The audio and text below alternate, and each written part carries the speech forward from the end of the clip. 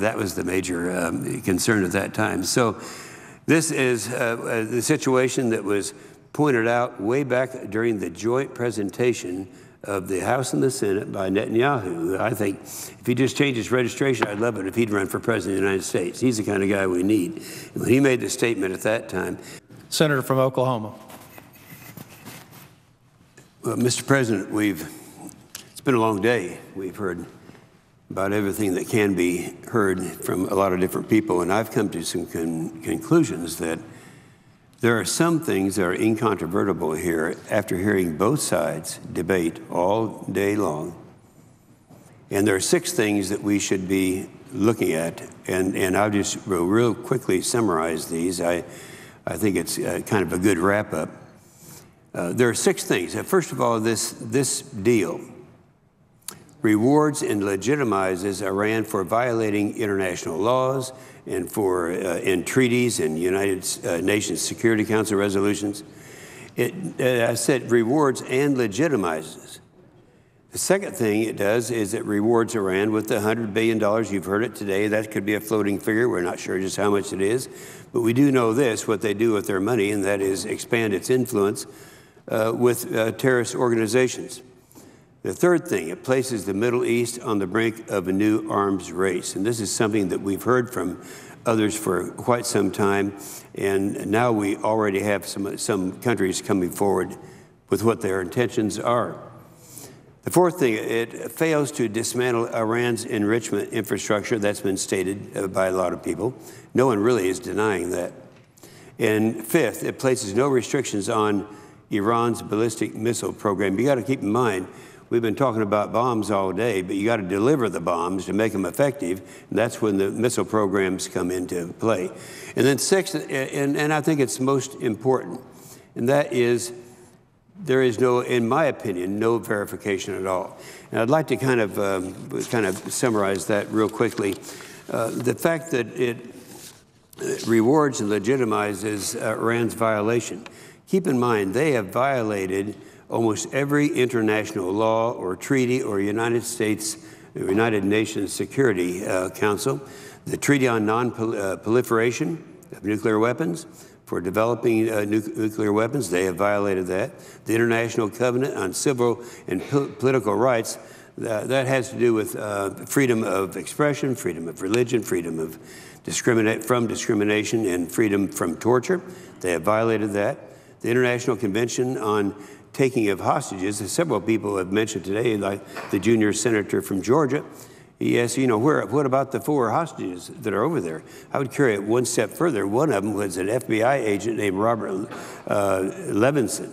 Robert Levinson now holds a record of having been held hostage longer than anyone else in history, and he's still there.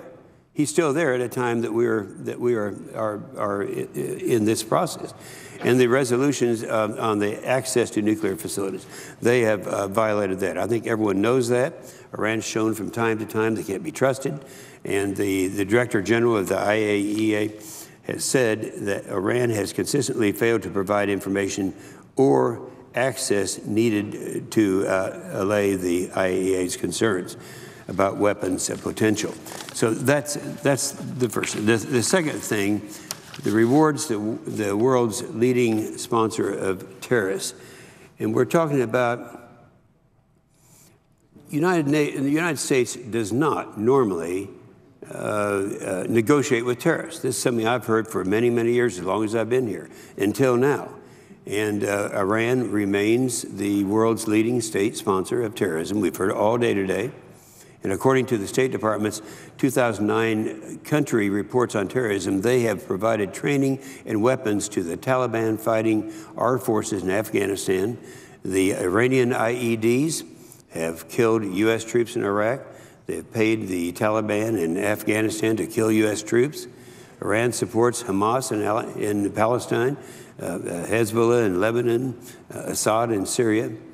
And even in the midst of, I had occasion to be in the Persian Gulf on the USS Carl Vinson just a few weeks ago. It was during the negotiations, and there I was in the Persian Gulf. At the same time, the Iranian ship was taking weapons down to Yemen to kill Americans, and that was while we're negotiating. Iran, they're bankrolling the slaughter of tens of thousands of Syrians and publicly committed the annihilation of the state of, for the annihilation of the state of Israel, and called death for America while we're in the middle of negotiations. General Austin made the statement. He was the U.S. Central Command, and I was there when he made this statement. He said, and this is a quote, he said, "Iran represents the most significant threat to the central region. Iran continues to pursue policies that threaten U.S. strategic interests and goals throughout the Middle East." And, you know, as was stated by my good friend just before me, even Susan Rice, who would do almost anything that the president asked, said that we could expect that some of this money, this $100 billion or whatever the amount ends up being, is going to be used to fortify their terrorist friends. So, you know, we can only conclude that the financial windfall estimated to be over $100 billion will be used to fortify more terrorism. And the third thing that I think was made today, these are the six that I think have become incontrovertible, and that is that it places the Middle East on the brink of a new arms race. We've heard it quite often. Dr. Kissinger was testified before our committee, the Armed Services Committee, just the other day. He said, regarding the ongoing nuclear negotiations with Iran, he said, quote, "The impact of this approach will be to move from preventing proliferation to managing it." And we recall last month when Prime Minister Netanyahu warned, he said, quote, "The deal that was supposed to end nuclear proliferation will actually trigger nuclear proliferation. It will trigger a nuclear arms race in the Middle East." Saudi Arabia has always been talking recently about possibly being the first to jump in there on this new program. So we can expect it to happen. We know it's going to happen. The fourth thing is it fails to dismantle Iran's enrichment infrastructure. I think that's been driven home by many people here. It permits Iran to retain its enrichment infrastructure, including advanced centrifuges, and continue to develop its enrichment technology. And that's something that is now, I think, pretty much agreed to. And fifth, and next to the last, is places no restrictions on Iran's ballistic missile development. You got to keep in mind, people who don't and have not talked much on this floor about the fact that they talk about the bomb, but there has to be a delivery system before the bomb can be effective. I can remember in 2007, our unclassified intelligence report said that by 2015, Iran would have the bomb in a delivery system. Well, here it is, 2015, and they weren't that far off. And so we know what the capability is out there, what they're planning on doing, and the U.S. intelligence assesses, and this is the quote, and this is very significant, Iran's ballistic missile are inherently capable of delivering weapons of mass destruction, and that Iran's program on space launch vehicles improves Tehran's ability to develop long-range missiles, including intercontinental ballistic missiles, ICBMs.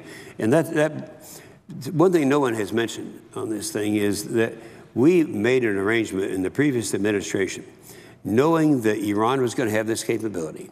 We have some 30 ground-based interceptors, but they're all on the West Coast, and because we thought that was where it was going to have to come from. But guess what? All of a sudden, Iran is going to be coming from the other direction. Well, the first thing this president did when he took office, Obama did away with our commitment. We had an arrangement with the Czech Republic to have a ground-based interceptor there. And I can remember so well, one of the best friends that we have over there made the statement. He said, "Are you sure now that if we enrage Russia by having this system, that you're not going to pull the rug out from under us?" And I said, "Absolutely." Sir, that was Václav Klaus, one of our best friends over there. I said, "Absolutely." Of course, that's what he did. And so now we have that same problem with the delivery system. And the last one, I think, is most important. And I think I may be the only member of the Senate who believes this. But I look at this, and I go back home. And a lot of times you don't find the wisdom here in Washington. You have to go back home. And certainly over this past month, being around my state of Oklahoma, people asked the question, and he said, well, wait a minute. If they have all this time once accused of something, or if the IAEA should say, we believe they are making a bomb in a certain location, once they do that, if they have the ability under this deal to delay that not just 24 hours, not just 24 days, but they can go on and delay it for 2 additional periods by applying to the Joint Commission for 15 days, and then the Minister of Foreign Affairs 15 days. That's 54 days. You know, I'd suggest that we stop and think about that. If we know that somebody has something, but they have 54 days to either destroy it or hide it or put it someplace else, they're going to do it. And so my people in Oklahoma say, you know, there just isn't any kind of verification. That we all remember what Ronald Reagan said, you know, trust but verify. You kids are too young to remember what happened during the Soviet Union and all that problem, but clearly that was the major concern at that time. So this is the situation that was pointed out way back during the joint presentation of the House and the Senate by Netanyahu. I think if he just changed his registration, I'd love it if he'd run for president of the United States. He's the kind of guy we need. When he made the statement at that time that this is this no deal is going to be better than the bad deal that is on the table, I believe that's true. I had occasion to publish an op-ed last week in the Wall Street Journal urging states to hold fast to their sanctions on Iran. You know, even if they consider strengthening and expanding those sanctions. Here's the thing that people don't understand. This is something where the states have, the reason he gets by, the president gets by with not calling this a treaty that would have to be confirmed and verified by this body, is that it's dealing with the states and not the federal government. So my hope was that many other states are going to be doing what we're doing in the state of Oklahoma in holding on to their sanctions and not releasing any of them. And I think that would certainly, if this thing becomes a reality, about one of the few things we can do. I'll end with a quote from then President Bill Clinton in 1994. I remember I was there and I heard him make this statement. He said, after the deal with North Korea, this is a quote, he said, "This is a good deal for the United States. North Korea will freeze and then dismantle its nuclear program. South Korea and our allies will be better protected. The entire world will be safer as we slow the spread of nuclear weapons. The United States and international inspectors will carefully monitor North Korea to make sure it keeps its commitments." And 2 decades later, the Defense Intelligence Agency announced that it had moderate confidence that North Korea has a nuclear weapon small enough to be placed on a ballistic missile. So that's what's going on. That's in just today's New York Times. I don't know how anyone could take them seriously when we have the guy who's the real boss over there, the Ayatollah Khomeini. He said that in talking about Israel, he said, quote, "I'm telling you first, you will not be around in 25 years. We'll annihilate you in that period of time." Then he talked about the United States. He said, "Iranians must not forget the United States is the great Satan." Ayatollah Khomeini warned, criticizing those calling for better relations, to want to show this Satan as an angel, but the Iranian nation has pushed this Satan out. We should not allow it to sneak back in through the window. Those are the guys we're negotiating with. With that, I would say it's not a treaty, it's not a deal, it's surrender. And I would yield the floor. I'm the leading state sponsor of terrorism.